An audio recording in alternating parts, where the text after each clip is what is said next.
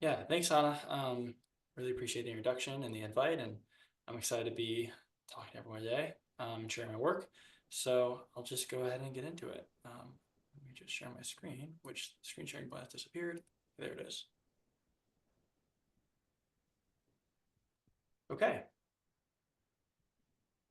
So yeah, the study of where species are, how common they are in different locations and habitats, and the factors that control their distributions is at least a couple hundred years old at this point, dating back to Darwin and Wallace. And as we know, these distributions are dynamic. So seasonal migration, for example, Aristotle thought that birds would transform to different species in the winter, but we have a different perspective on that now. And then climate change.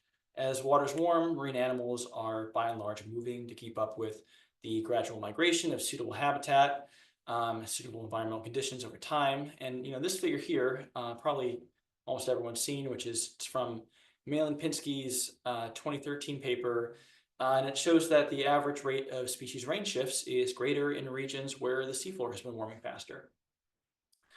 But range shifts don't just happen gradually. Interannual and decadal climatic oscillations can drive range shifts as well. So for example, here's a map of satellite tracks from tagged blue marlin released around Hawaii during a La Nina year. And I really like this figure because it's pretty clear what's happening here. Marlin make their way south towards the equator, but then they encounter this band of upwelled water at the equator. It's colder, it's less oxygen rich, and so they go east or they go west, but they don't traverse the equator. And in fact, during years when we don't see this band of cold water around the equator, marlin do cross to the southern hemisphere. So we get these massive changes in their distribution between years. But species aren't moving in isolation, and they also aren't moving at the same rates. So necessarily changes in species distributions are going to change the interactions among species and the structure of marine ecosystems. And so if you got these like sort of three hypothetical species distributed along the coast here, if their future distribution looks like this, you might get increased contact between this scombrid here and its prey. You might have a new predator introduced, and you might have a fish stock moving towards or further from a fishing port, and therefore reducing or increasing fishing pressure on this stock.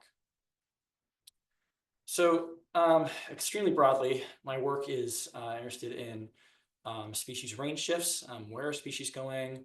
Why are they going there? Are they not going there at all? Are they not moving? And then I'm interested in the effects of range shifts on sort of higher order things like predator-prey interactions and the dynamics of ecosystems, and then implications for management of fishing stocks and ecosystems. So most of my work is focused in the Eastern Bering Sea, and I'm going to do the thing here where I try to convince you that my study system is like the perfect study system, and any conclusion we draw from it should be treated as an ecological rule. And the first reason for that is because it's among the most productive ecosystems for fisheries globally. It supports about 40% of annual landings in US waters, and therefore understanding the dynamics of this ecosystem are being impacted by climate change and variability is important not just for the livelihoods and food security of Alaska communities, but also for the food security of the US more broadly. But then also the EBS is a subarctic ecosystem at the sea ice margin, and it's warming much faster than most of the global ocean. And that makes it sort of a useful test case for studying the impacts of climate change. Typically, in a standard year, if you will, much of the Eastern Bering Sea is covered in sea ice. But during a recent marine heat wave, 2018, 2019, sea ice was almost completely absent along the shelf. And with the disappearance of that sea ice, we see the disappearance of the cold pool. If you know anything about the Bering Sea, you probably know about the cold pool. As sea ice forms in the winter, the cold sort of hypersaline water around it sinks and it forms this oceanographic feature, and I've pictured it here as waters less than 2 degrees Celsius. Now, some species, such as juvenile walleye pollock, don't mind the cold pool. Pollock are a major forage fish in this ecosystem. They provide food for mammals, birds, and other fish, and they also support one of the largest single species fisheries in the world, which has been sustainably managed for decades. And then some of the main predators of juvenile pollock, such as Arrowtooth flounder, Pacific cod, and adult walleye pollock, mind these colder waters. And I'm oversimplifying a bit here, but these cold waters sort of create a refuge for juvenile pollock from these predators. So coincident with the loss of sea ice, we saw the retreat of the Bering Sea cold pool and large-scale distributions of predatory groundfish along the Bering Sea shelf, including pollock and cod moving towards the northern Bering Sea and air-tooth flounder flooding inshore from the outer shelf.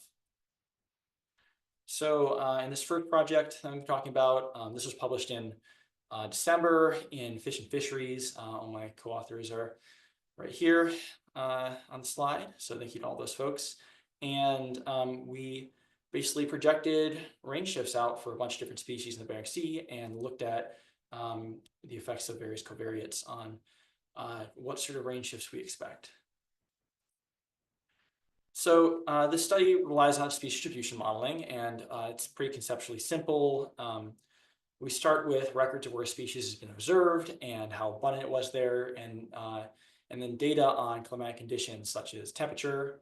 And then we use these data to infer which environmental conditions a species likes and which it doesn't like, its niche, its Grinnellian niche at least. And then finally, with future projections of these same climatic conditions, possibly under multiple different climate scenarios and our systems models, we infer what the potential future distribution of this species could look like. Now, this is a fairly simple correlative framework, and there's a lot of ecological processes that it doesn't include. But one thing I want to draw your attention to is this idea that the suitability of the local environmental conditions is really what matters for where we do or don't find species. But bringing back in this marlin example from earlier, I think it's pretty clear that we'd be missing a pretty big part of the picture if we just looked at the local environmental variability. So during both the La Nina and El Nino years, the environmental conditions south of the equator look pretty similar. They're both, you would assume suitable for blue marlin. But marlin don't traverse the equator during La Nina years. So in this case, we have to also worry about not just habitat suitability, but also accessibility. And typically in distribution models, what you do is just kind of mask off the areas that a species can't reach. But in this case, that area is dynamic and that isn't going to work. I think we can infer that something similar is happening in the Bering Sea. So here's the distribution of bottom temperature in the Bering Sea survey region in 2009. You have this sort of like, I've created this contour here for the 0 degree cold pool to kind of mask off where that area is. And then here is the smooth distribution of air-tooth flounder in that year. And what you can kind of make out is that, these are bottom fish during their, summer migration onshore. They're doing so along the bottom, they're moving along the bottom, and they're encountering this cold pool and they're encountering it as a barrier. And you see them really spill onto the shelf south of this cold pool around the Aleutians. And there's a couple other taxa that sort of thing has been documented for, but I think this is a pretty cut and dry example, at least for air-tooth flounder. So this is not just a matter of again, habitat accessibility or suitability rather, but also accessibility. I mean, you might infer that if they were to reach these waters on the inner shelf, perhaps this would be suitable environmental habitat for them, at least just based off of the similarity in temperature, right? So they're encountering this as a barrier, or at least you can infer they are.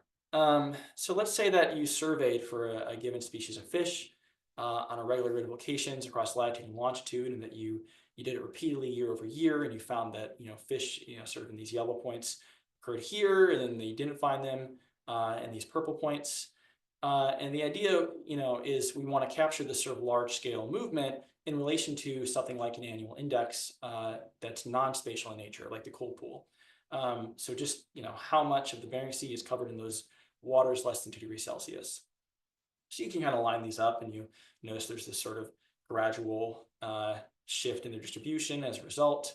And you notice that during the warm years, maybe the species is more broadly distributed across the region, maybe because there isn't a barrier or some other phenomena is occurring. With enough replication, you could then estimate a surface which tells you where the species is likely to be during the warm years and where it's likely to be during the cold years. And that surface could vary continuously between warm and cold years, even without knowing the exact distribution of temperature across space in those years. So you're really just linking the spatial distribution to some annual average index. And then that would allow you to approximate large-scale spatial movement associated with something like the extent of the cold pool. And then you could also include sort of local environmental predictors like local bottom temperature to jointly estimate large-scale and fine-scale distribution changes in a correlative framework. So this is the sort of spatially varying coefficient model, which can be implemented in a bunch of different statistical modeling frameworks. Jim Thorson's done a lot of work on this, but this dates back to this paper from 1993 here.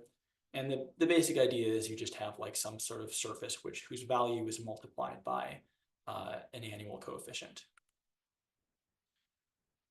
And you do need a decent amount of data to inform a surface like that. But thanks to the incredible work of the Alaska Center, which has been doing these annual surveys across the Bering Sea shelf in the southeastern Bering Sea since 1982, and for 5 to maybe 6 years at this point, in the northern Bering Sea at all these locations you see here.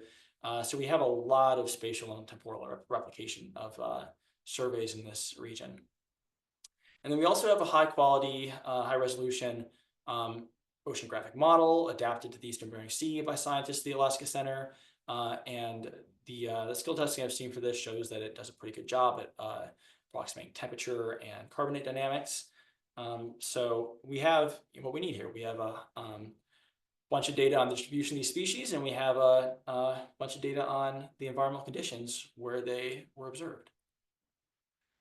So now we build our species distribution models. These are just generalized additive models, which are GLMs with, if you're not familiar with the GLMs with like splines underlying them. And we keep these splines sort of simple. So, we don't let the effect of temperature on the probability of occurrence, for example, be too wiggly. They have a set number of basis functions where you'd maybe expect like some peak temperature and then declines in habitat suitability to the left and right of that. So we used 3 different local climate covariates to inform these models. So temperature, oxygen, and pH, and then depth and sediment, and then the spatially varying effect of the cold pool. And not all of these effects could be jointly estimated at the same time. Some were collinear, some had concurvity, where the splines are essentially correlated. And so we considered different models of different combinations of covariates and constructed an ensemble of different models. So some models have some covariates, some have others, and then we weight the predictions from those different models according to how well they project or predict out of sample. They predict the data they haven't seen yet. And then we have the sort of future environment under 2 different climate scenarios. So SSP 126 is net zero around 2050. This is like we all like live in trees. And then SSP 585, which is like emissions triple by 2075, and it's kind of Mad Max. These are kind of like, neither of these are particularly plausible. Things would have to go very wrong for the latter to happen. If I'm not exactly like qualified to make this this guess, but if I had to guess, it's going to be somewhere in the middle of these. So I would consider these sort of upper and lower bounds for possible futures. And then we have 3 different Earth systems models or climate models, and these are basically ways of taking those emissions projections toward the end of the century and translating them into a spatially gridded understanding of what that could look like for the planet. And then with these things in hand, we can infer the future distribution of the species. So we have like multiple distribution models, we have multiple climate scenarios and multiple climate models, and that gives us basically an array of possible futures to examine. And before I show you those possible futures, I kind of want to like establish that these models do a decent job at, reconstructing the range shifts we've seen over the last 40 years. In this plot, I have in the rows the different species. So the fishes are stratified by juveniles and adults, the crabs are not. And then on the x-axis, we have the area under the curve, which is a fit statistic for presence-absence models. Very loosely, like all cutoffs and statistics are nonsense, but very loosely, like we'll call 0.7 good, grading 0.8 like great, and grading 0.9 excellent, or whatever you want to interpret that as. And we can see that generally these models do a pretty good job at reproducing the presence-absence distribution. And then if we look at the statistics for the biomass models, they track pretty closely with the presence-absence models. So those species for which we can discern where they are versus where they aren't, we can also kind of do a decent job at figuring out, well, how abundant are they in those locations? So then we have the change in area occupied by the end of the century. So this is comparing the last 20 years or so to the last 20 years of the century. And area occupied is basically just how much of the Bering Sea shelf do we expect these species to be present in. And 0 here indicates no change. 100% is going to be like a doubling. 50% is going to be a halving, or negative 50% rather. And we can see that there's no huge changes expected for most of these species, except for air-toothed flounder, which is expected to, under most climate scenarios, up to double. And then for some of for the 2 crabs, we see an expected reduction in area occupied by about 50% under the higher emission scenario. And then we can look at northward movements. This is just weighting the distribution of these species, or the locations that we expect to find these species in by how abundant we expect them to be there.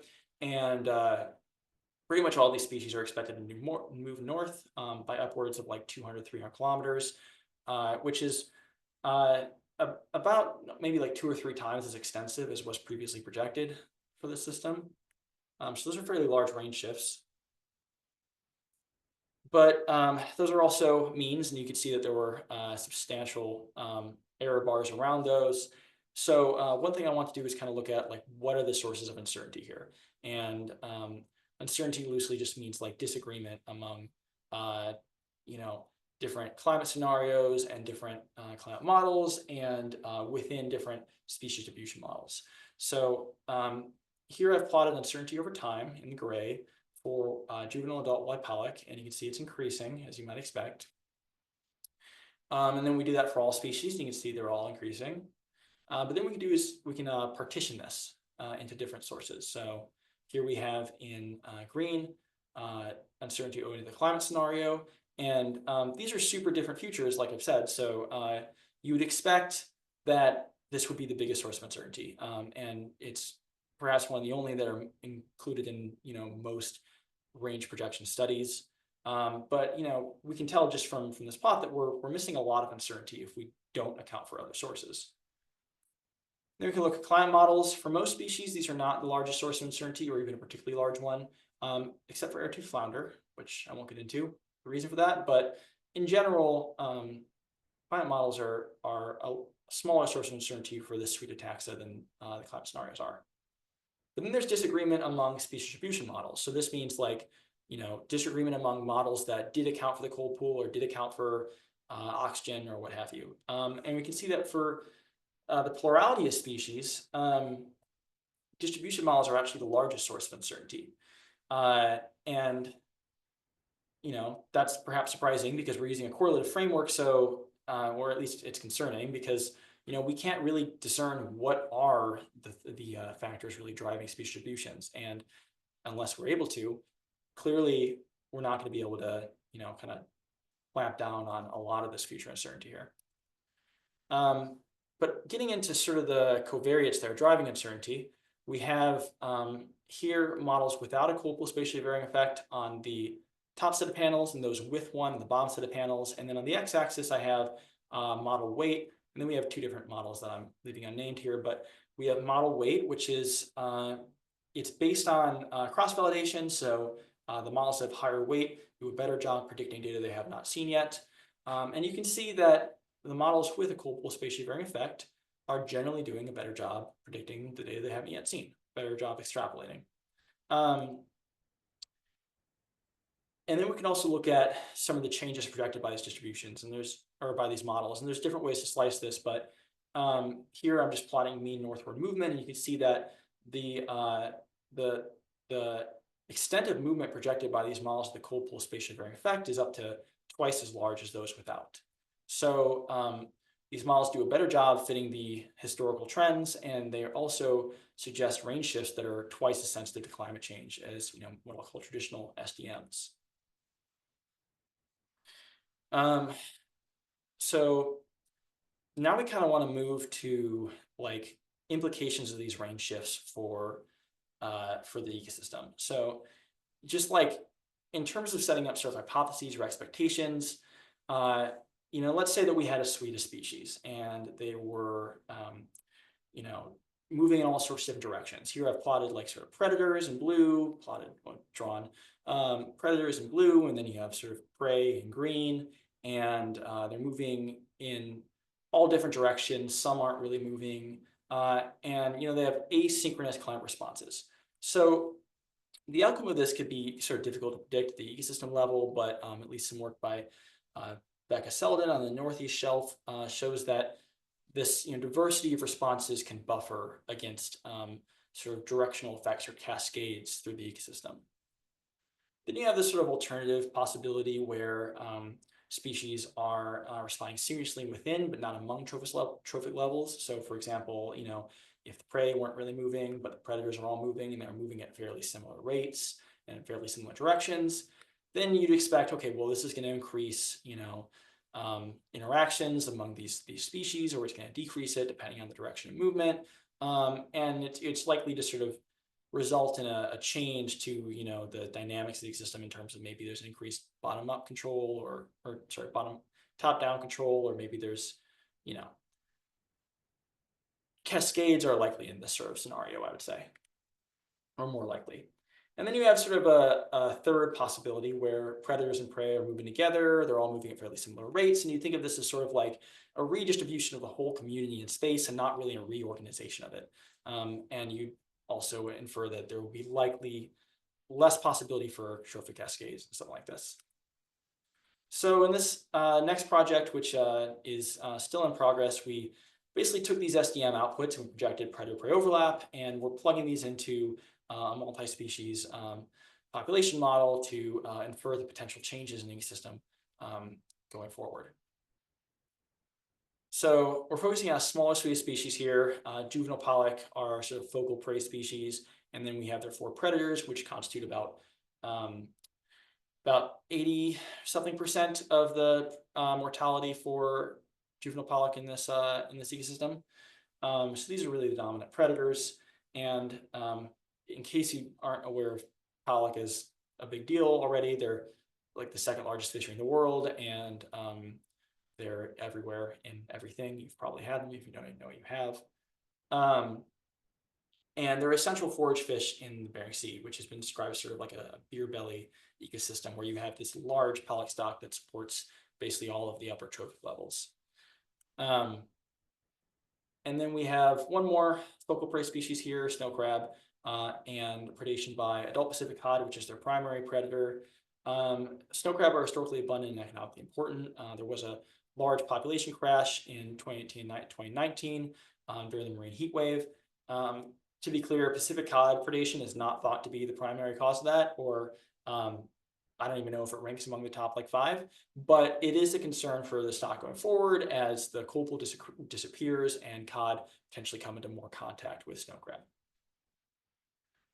So I'm just going to use a single overlap metric in this presentation. This is just like a way of quantifying how much two species are overlapping in space. This can be range overlap. So range overlap is just you take the distribution of the prey, you ask how much the distribution does the predator occur in, and that is essentially the proportion of the prey's range in which it's vulnerable to predation by that predator.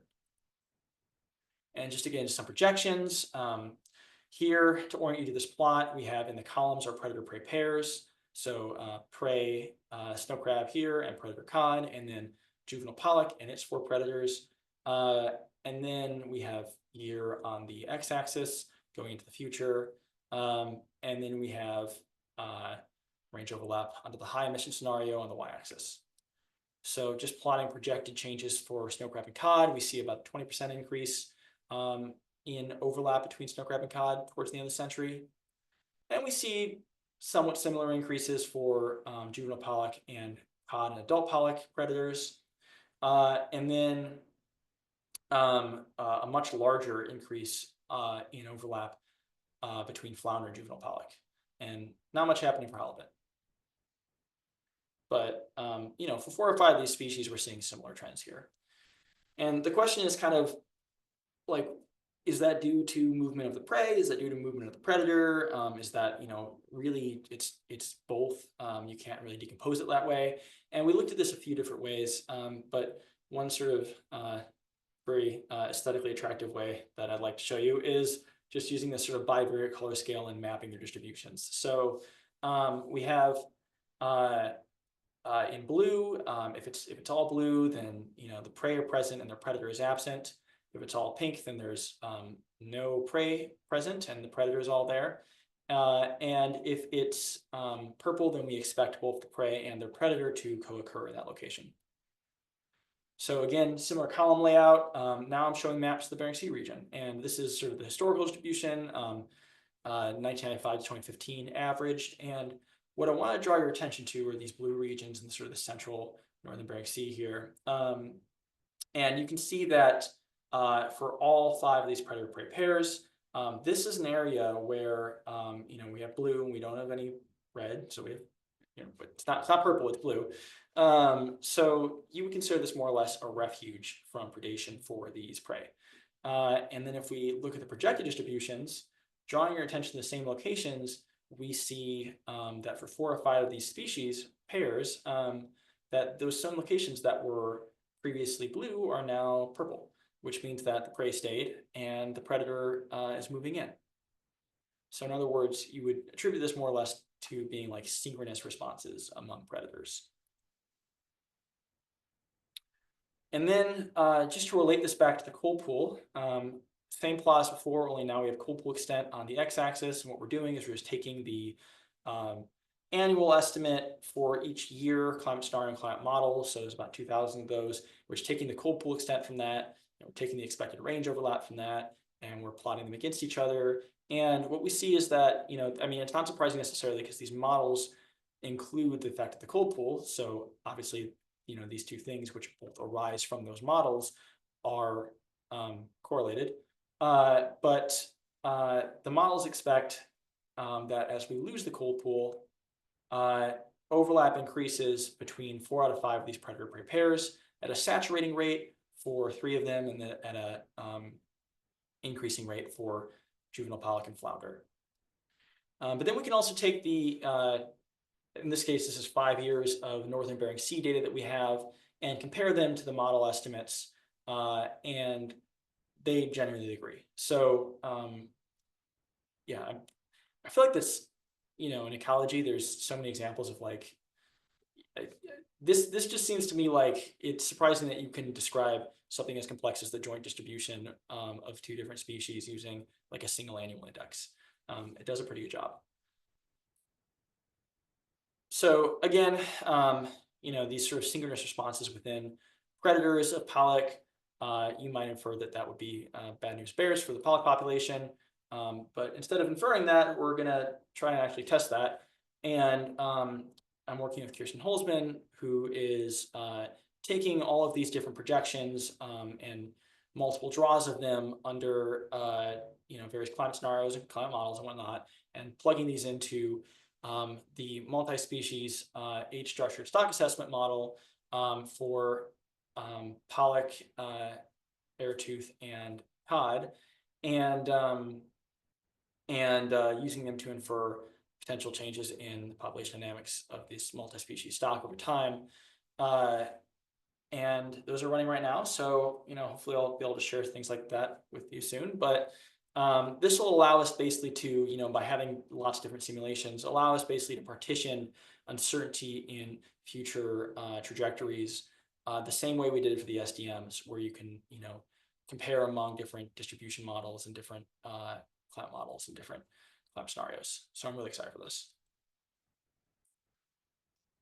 And we might anticipate, as I said, that as overlap between predators and prey increases in the future, we're going to see these increases of predation, and then maybe like a shift in the ecosystem in terms of like top-down control. But there's a lot of things that separate overlap from realized predation rates. So, for instance, a predator has to overlap with the prey, has to encounter that, has to choose to attack that prey, has to be successful in consuming that prey. And in each step, there's multiple processes, and each of these can be dependent on climate variability and change to some extent. So, for instance, bioenergetics. These are exotherms, which means their body temperature is dependent on the environment. And as water temperature increases, so does their metabolism, which means they need to eat more. So with all these things sort of changing simultaneously, I would kind of caution, inferences based solely on overlap. But in the sort of third project I'll present today, which is the oldest, this was published in 2022 in Ecography, titles at the bottom there. We assessed whether, my co-authors and I assessed whether changes in prey-prey overlap that have happened in the last 40 years or so have been associated with changes in predation. In other words, can we predict prey-prey interaction rates at the population scale from just changes in the joint distribution of predators and prey? And obviously, there's a lot of things changing all at once, but all other things held equal, you would expect that as predators and prey overlap more, they come into more contact, and that there's some sort of effect on predation at the population scale that you'd be able to detect. So the question is pretty simple. Does predator-prey spatial overlap predict changes in species interaction strength? And the approach was also pretty simple. Just use survey data to compute predator-prey overlap and prey consumption for each year, and then just compare them. Except it isn't quite that simple because we have to have some way of taking the prey consumption data, the diet data from the stomachs that we sample on these surveys, and scaling them up to some sort of index of predation, which is comparable with the snapshot in the summer of the distribution of these species that we get. So, for example, in a multi-species model, this is a quantitative seminar, so I like to keep it rigorous by putting things like fish math on my slides. But you might have like a functional response, which maybe is informed by temperature, and if it's an age-structured model, it's going to be, sort of the consumption is going to be weight dependent, and then you're going to sort of infer daily and annual prey consumption from that. But while really well ecologically motivated, this is sort of, it's very parametric, and the parameters are fit to the data, but it's still somewhat heavily assumption laden. So we'd like to do something a little more flexible. And we need to be able to, again, compare it to the summer snapshots.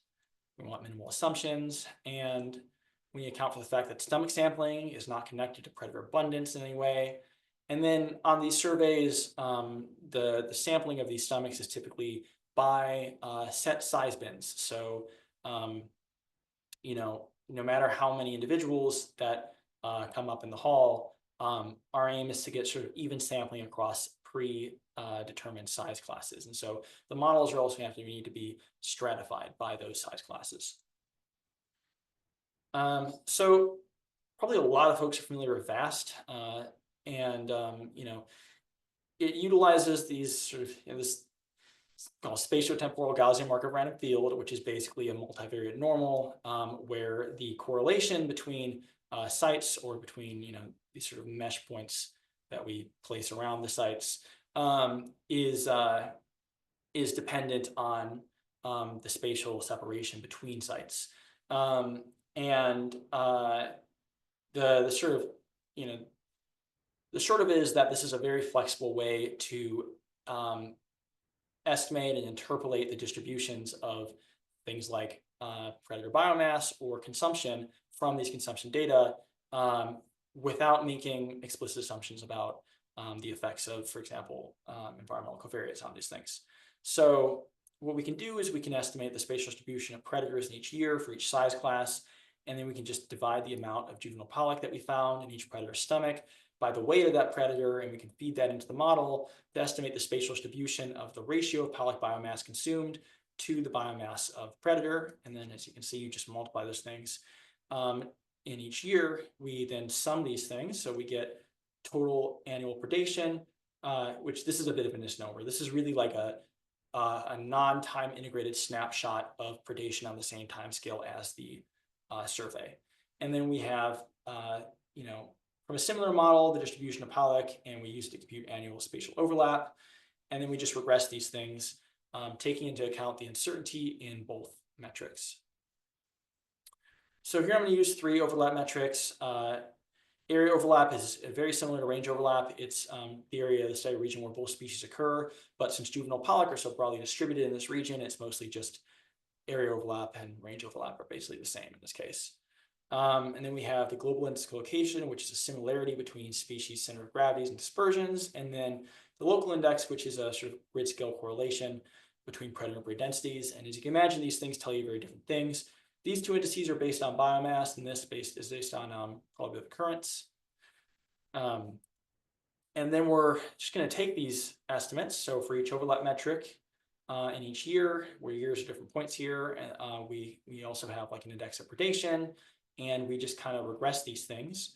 And then we sample from the predicted distribution of each model to, you can see there's uncertainty in either direction each year. And so we propagate that uncertainty into these fun little error bands here. And we can standardize those. So they're comparable among species, and we can just use that to see, well, as we increase overlap, does predation increase, which is kind of the null expectation. I mean, I've got a dotted line at 0 here, but 0 is not really what you consider the null in this case. It'd be more surprising if there was no relationship. But in fact, that's what we see. So the columns here are the different overlap metrics, and then the rows are these species, these predators of pollock. And we see that, these slopes are not consistently to the right of 0. There is no clear relationship between overlap and predation. And even as much as overlap fluctuates by as much as 50% year to year between juvenile pollock and these predators, those fluctuations are not consistently associated with changes in predation on pollock and juvenile pollock. But we see the opposite for the two flatfish, for flounder and halibut. Generally, regardless of overlap metric, we do see a positive relationship between overlap and predation. So, as these species come into, increased contact with pollock, they're eating more pollock, which is not so surprising. So, like everything in ecology, the answer to whether changes in spatial overlap can actually predict predator-prey interaction rates is it depends. But we can speculate as to a couple of reasons why that might be. First off, these are sort of frequency plots of how often you find juvenile pollock in the stomachs of these predators. And flounder and halibut are eating more pollock. Maybe they're a little more specialized towards pollock. These are all generalist predators, but maybe these are slightly more specialized. And if we had a food web where we had very strong trophic linkages, maybe our expectation would be that overlap and predation are going to scale very closely with each other. And the other obvious sort of thing is the morphology here. I mean, these ones are flatfish, and these ones are tube fish, gadids.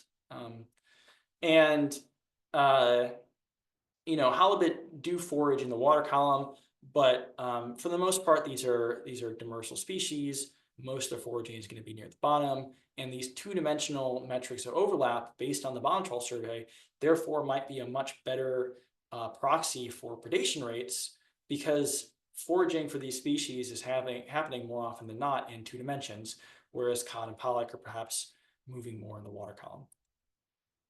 But I think the main takeaway is that even with 30-something years of diet and distribution data, we aren't able to pull out a marginal effect of changes in spatial overlap on consumption. So these changes are probably better considered as part of like a broader framework, which tracks other changes in population ecosystem dynamics. So just like super quickly, I'd like to touch on some of my ongoing work, which is really piggybacking off of a recent extension to the Ecopath of EcoSim model developed by Jim Thorson. I think a lot of folks have probably seen this work, but if not, this is a state space extension of EWE, which has a few advantages, including the ability to estimate process errors. So that means annual deviations from the model expectation in terms of the biomass of each taxa, prey consumption, and recruitment. And I've sort of denoted these as Jim has, epsilon, nu, and phi. And then separately, Jim has developed an R package called DSEM, or Dynamic Structural Equation Models, that allows for linear multi-species state space models. And it's really aimed at like providing an intuitive interface to jointly estimating both simultaneous and lagged effects among variables. So you might have, like, if you just have like time series, like a multi-species time series of data, you might expect that if you have a increase in predator biomass in one time step, it's going to result in a decrease in prey recruitment in the next time step. And maybe in that time step, that decrease in prey recruitment might be associated with, I don't know, an increase in the recruitment of the predator because there's more food available because the predators recruits are competing with the prey or whatever, right? Like there's all sorts of these examples in ecology of both simultaneous and lagged effects happening at the same time. And this is kind of like a, instead of throwing a regression model at it, this is a way to address those questions without having to build a whole on ecosystem model. So what I'm working on right now is basically just bringing DSEM into EcoState. EWE is probably the most widely used ecosystem model, and it's used in ecosystem-based fisheries management, like all over the world for all sorts of things, like anticipating, certain knock-on effects of, for example, fishing down one species on other stocks or on protected species in the ecosystem. And the goal is to provide an accessible, extensible system for integrating things like environmental drivers into ecosystem models and testing their effects. So just an example of what the syntax looks like. I've done some simulation testing here. I'm not at the point where I feel like I feel good enough about like the empirical results to want to share those, but and I'm also not going to go over like the sort of EcoState syntax, which would be familiar to you if you're familiar with EWE for the most part. So I'm just going to talk briefly about like, say you've got an EcoState model and you want to integrate the effects of the cold pool on biomass deviations for pollock. In this case, you would specify this path notation where you have the cold pool is influencing epsilon underscore pollock on lag 1. So this is saying the cold pool this year affects the biomass deviates from next year. That's a lag of 1. And then here, like we're specifying an autoregressive effect of the biomass deviations on pollock of the pollock biomass deviations from 1 year on the next. And here we're just specifying certain names and starting parameter values. And then you have sort of error in these two things. The cold pool is not observed perfectly, so we're encoding sort of observation error here, and then this would be process error, uncertainty in the biomass deviations. And then sort of the idea is to be able to take the effect of the cold pool and relate that to overlap, and then relate overlap to new, which is the consumption deviations for example, error tooth by pollock, and then you could throw in sort of the other things that we've thrown in here. The idea is to sort of take that and integrate it into existing ecosystem models. So for example, Karim Aden and Andy Whitehouse have developed this like massive, like 100-something species model for the Eastern Bering Sea. And, using this as sort of a framework, we can estimate the effects of, for instance, the cold pool on overlap and overlap on consumption within this broader ecosystem context. And that's basically the use case I have in mind here. There's already something like 400 published EWE models. So I'm hoping this work kind of reduces the overhead for integrating climate effects where useful. And that's it for me. That's all I've got today. But real quick, I just want to thank my PIs, Kirsten and Andre. Obviously, this is like standing on the shoulders of a million people who have been collecting all this data as part of the groundfish assessment program for the last 40 years.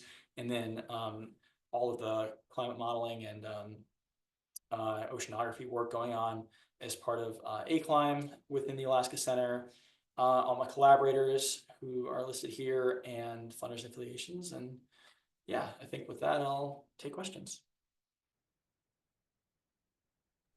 Great. Yeah. Thank you so much. That was an amazing talk. Yeah. So if anybody has questions, why don't people raise their hands, or you can drop a question in the chat, and then I can either read them out or call on you if you'd like to elaborate. I can get us started. I was actually just curious about the covariate choices in the first study, because I saw that you used just the physical oceanography covariates. So I was wondering if you were thinking, if you had considered some of the biological ones as well. Yeah, we did look at zooplankton, like euphausids, and I think that the skill testing that's done on that shows that the like total production across the year of like phytoplankton and copepods and euphausids is pretty close to accurate. I think it's pretty good, but I think the timing of some of the like spring bloom is not fully resolved within the model, and I think we just decided that, you know, based on the timing of the summer survey, that it wasn't probably going to be the best move. But that would be really great to be able to do. And there's, sort of ongoing modular ocean model, like MOM6 development happening right now. And from, maybe I'm misremembering, but from the presentations I've seen from folks, I think that like the timing and distribution of some of those blooms is much more well resolved. So as soon as that stuff's done, we could probably just start working on version number 3 of this. Yeah, thanks.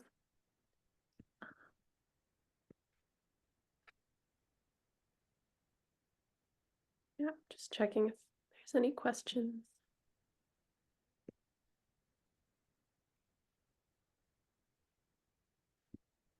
Okay, well, I have another, which was just you mentioned that you weren't going to develop the reason for the high uncertainty in the arrow tooth. So I was wondering if you'd be willing to share about that, because I saw that throughout the studies. So Oh, yeah.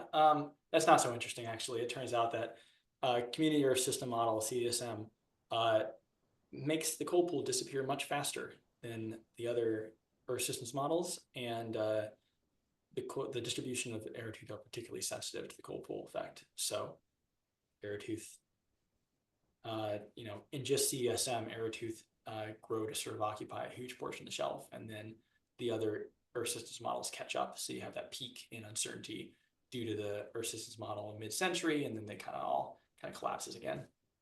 Yeah. yeah.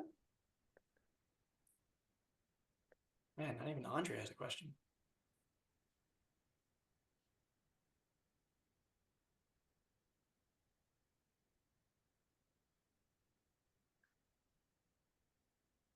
Well, I guess, yeah, if there are no other questions, then I'll just wrap it up for today. So, oh, no, we got one. Andre got distracted. Okay. Well, I guess you Well, have a chance now, Andre. yes. Okay. Yeah. All right. Well, then with that, thank you so much again. And that'll be everything for today's quantitative seminar. Next week, we'll have, actually, this was a great segue because we'll be hearing from Jim Thorson on the state-space mass balance model eco-state as an example of adding bottom-up interactions in stock assessment. So great intro. Looking forward to it. All right. All right. Thanks Thanks, so much. everyone.